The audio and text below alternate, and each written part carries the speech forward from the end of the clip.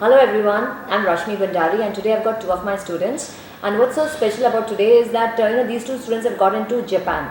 So we are getting a lot of Japanese companies to our campus, and we are very happy that many of the students are actually clearing it. So now full-fledged we are going to teach this language in our college so that more students get this opportunity. So we have Sannidhi Kaje. Hello Sannidhi. Hello ma'am. And Shudha Shetty. Hello ma'am. Yeah, hello. So both of them have cleared the Japanese companies. So Sannidhi, would you tell which company and a little bit about your company and what were the rounds? Yeah, okay. I got selected in a company called JRI, Japan Research Institute. It's in Tokyo, and basically it had a shortlist round, application round, and then there were 3 rounds for me. It was online for me, and basically there were 3 rounds. The first was a group round in which we had to say basic questions like why do you want to choose to go and work in Japan, and some basic questions like that. And the second round was technical round. Mainly they focused on the projects we made. Alright. And the third round was HR round. Alright. So we'll get into that. And which branch? I'm from computer science. Computer science. And Shruta, you're also?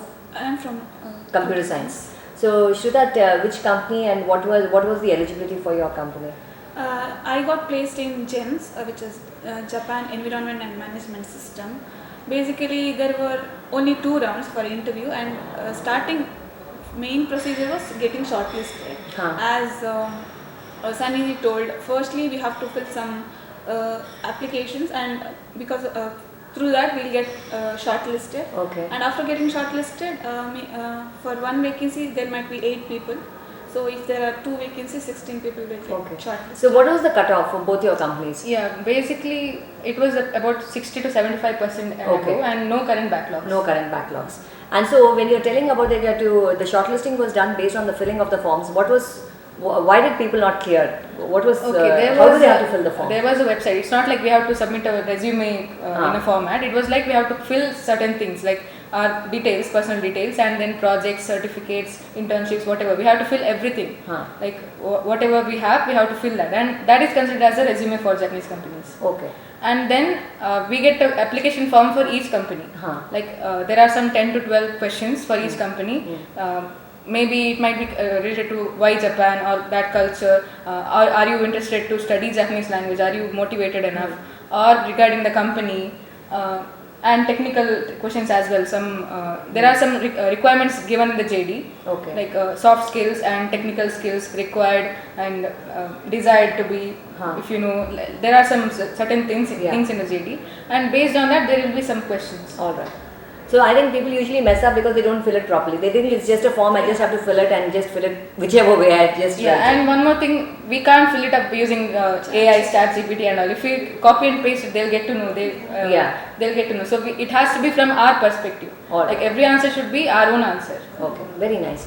And one more thing is, both of the students have learned N5, okay, Nihongo, that's because Japanese is called Nihongo, so they've learned N5, isn't it? So your interviews were in Japanese? Yeah, there was an interpreter who would translate our English to Japanese and Japanese to English. And in Japanese we had to tell just our self-introduction. Alright. Zikushokai was the only thing we had to speak in Japanese, and everything else was in English, but company people would speak in Japanese, and there was an interpreter. And you all could speak in English? Yeah. You could speak. So that's an advantage that the students got. But whoever is listening to this, see, this advantage is not going to be there for long, because there are students who know N5, N4 when they attend the interview itself. So, if that is the case, then the interview would maybe most probably go on in even Japanese.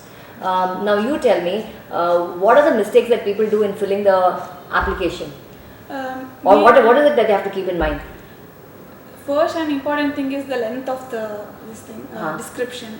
It should not go more than required or less than required. It might be around 5 to 6 sentences, but it should be your own story. If they ask why Japan, you have to tell your perspective. It's not like why Japan is famous or something like that. Why you want to join. There was particularly one question saying why this company. Every company asks this question, why this company. So you have to find a reason why. So that is one. So you have to check the website and know in depth about the company and then write. Okay. And one more thing is you have to check the soft skills rather like technical skills. Anyway, if you if you are CS, you will have some technical skills. But soft skills, you have to point it and then you have to apply it in your application, saying that I have this. Okay. You have to prove by saying some stories and incidences or situations. Stories by means true stories. Yeah, Okay. yeah. Real Like incidents, your but- stories. That is very important because if you lie Yeah. and they'll get to know it later on, it will be very. and they will come to know. Okay, did you Yeah. let me tell you, you can't bluff anyone. Yeah. Okay. So now next is what were the rounds? Yeah, the first thing was application round, like all the. That itself is a round. Yeah. Okay. I think maybe 500 to 1000 people apply for each companies and only about 20 people get shortlisted. Okay. For the, Oh, that's very tough then. Very tough. Huh. And after that, after getting shortlisted, there might be some web aptitudes or something. But for my company, it was directly face-to-face interview. Huh. For some companies, there are web aptitudes or technical interviews, technical tests as well. Huh. But for me, it was directly interview, Huh. and there was, as I said, group interview in which it was basically to save time. The questions were not like group discussion; it was just group round. And the questions were asked to each and everyone, and we had to answer one by one. And after, for my company, there were 30 people got shortlisted, and there were 2 days of interview. And I got it on second day, and on that day there were 15 people. In the group round, only 6 people got shortlisted for the next round, and that was a technical round. In that, it was basically completely on the project based, and they see our resume, what we filled up, and they ask questions on that, and also some soft skills questions. Like if there is a stressful situation, what do you do in that time? And yeah, something like that, those questions. And after that, from 6 people, only 3 people got shortlisted for the next round, that is HR round.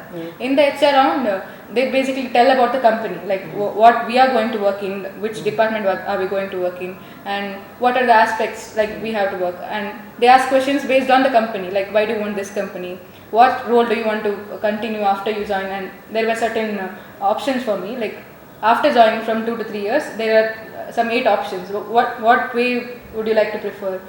And yes, based on the company there were questions, and in those 3 people, only 2 people got selected, and this was there for 2 days. So 4 people from India got selected for my company. Great. And you're one of them. Yes. Wow.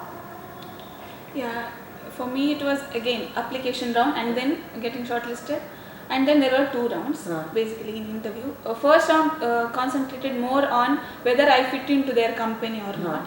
Second round was more about will I fit in Japan. Basically they ask questions like what food do you eat, and they were like, do you eat chicken, do you eat fish, all those things. First round basically they asked, as my company is more environment oriented, they ask questions like am I interested in environment management. So I had to tell my stories because I come from a farmer's background, so how I relate to this company and all those stuffs. Good. So basically because of that they got So see, students, whoever is watching, they mainly concentrate on your language and your cultural sensitivity. Okay, whether you can fit in over there, and then of course how much interest you have, because they're checking about the company, and then how much knowledge you have of the company, how much you know about Japan, and that's why whether you know this Nihongo or not. So mandatory for everyone who's applying for Japanese companies is that you really have to know N5. I'm really telling students, if you're really serious about it, learn at least N5, and then if you get selected, then the company may teach you N4 and N3 depending on its requirement, and they'll pay for that. Another thing is that you may not know what is the salary, so it can vary. Okay, anywhere above 25 lakhs per annum to 32 max around 40. Okay, so that is the salary that people get, but more or less people will end up around 30 lakhs plus. Alright, but everything is taken care of by the company. There your language training, and then you're going over there, your accommodation. Yeah. Housing is given by the company, and also the one-way travel expense from India to Japan is provided, and the commutation over there, train or whatever, from home to company, that's provided. So everything is taken care of. See, so it's very nice if you can apply to these companies, and it again depends on whether these companies come to your college or not. For us, these Japanese companies are coming. So that's why it's easy. Otherwise, if you learn the language, then on your own you'll have to apply. But for these students, because we have tied up, so these companies are coming to the campus, and that's why they're getting an opportunity to learn the language as well as to apply for that. So your message, and especially now you see these are 2 girls, and this is not that the first time we're sending. We've been sending our students from the year 2017 onwards. So we have a lot of students who have gone, but this year we have more, and surprisingly, girls are going more. Alright, every year we have more girls going. Why? Because Japan is very safe, work culture is good, and they don't throw you out. Unlike many countries where companies are just throwing people, these companies hire for they believe in long term. Okay, so that's very nice, and I think you need to quit the company. The company is not going to throw you out unless of course unless you retire. It's so nice. Japan is short of working people, so that's why there's a huge demand. And Indians, they like Indians, and Indians are doing well, so they're open to Indians working there. So I think you should take up this opportunity. So now, anything that you'll have to share, like okay, if someone is applying, what are the things that they need to? Okay, one more thing I would like to add is while in the technical round, they ask for one project. Not every project you enter. They ask only for one project, and it's better to choose the project which relates to the company. Like there are required skills, technical skills required and desired, whatever it is. If it relates to the company, they might there are more chances of getting placed. And or if there is nothing, like if their technical skills are not matching to any of your project, it's better to choose one project which you are most confident about. Like it might be like, why did you do this project? What was the reason behind choosing this problem statement? Or what was the expected outcome? How many people got benefited out of this? That part you can focus more while presenting the project. Alright, so projects are very important. And anything else? One of the important thing you have to keep in your mind is to be humble.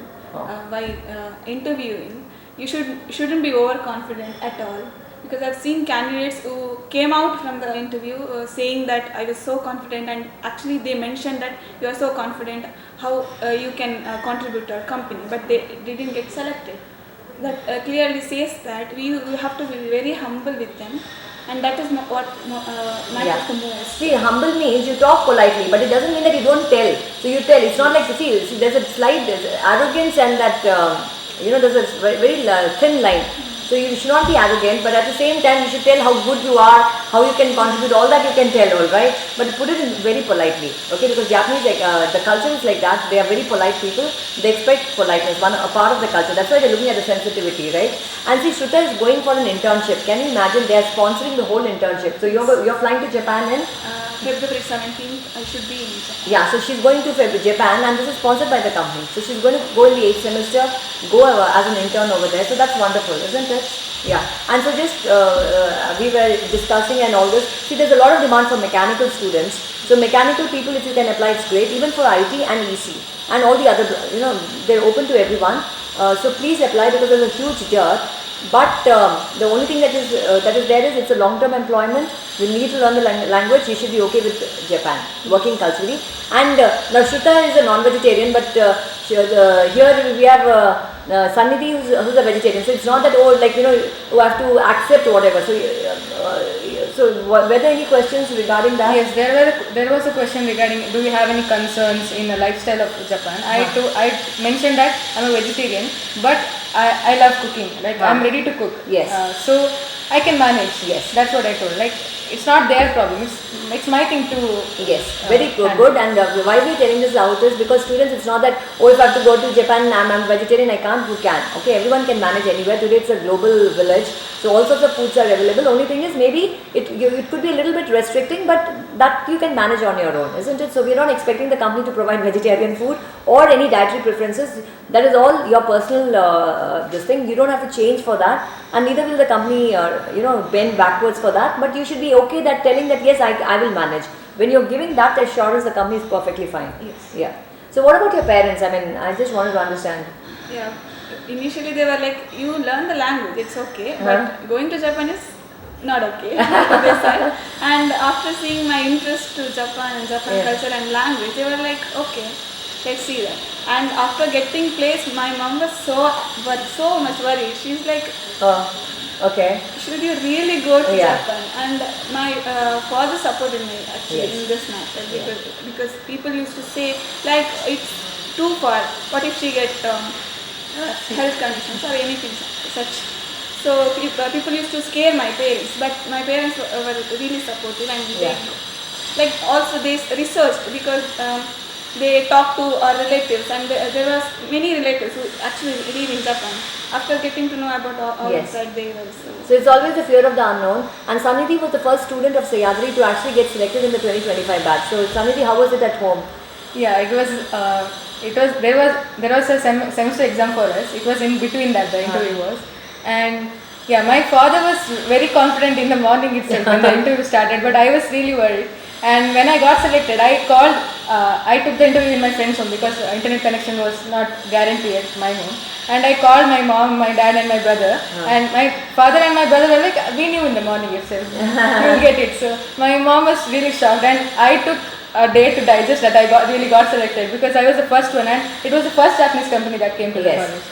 So yeah, it was really good, and my father was the one who pushed me to learn Japanese and take this because I was not ready. I was like, leave, let alone India, I won't leave Karnataka itself. I was like that before 6th semester. After joining the language training, and then I got into this. Very nice.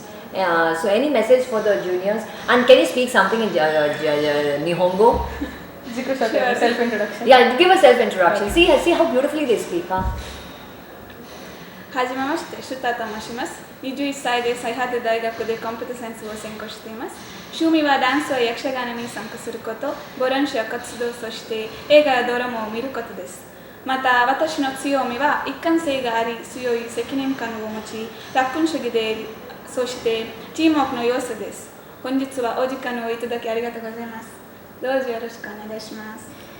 Thank you so much. So what did you say? Because people over here will not understand. I said my name and how old I am, and I'm currently studying computer science in Sahyadri, and talked about my hobbies regarding dance, yakshagana, and watching movies.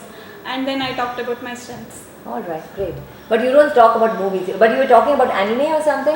Drama and movies. Okay, but you know what, watching movies, I'm just telling this in general because students who are listening, watching movies is not a hobby. That's just a time pass, alright? Unless you're acting or you're doing something critical, critical review, film review, then it's alright, okay? Just told this because people will listen to it. But excellent, very nice.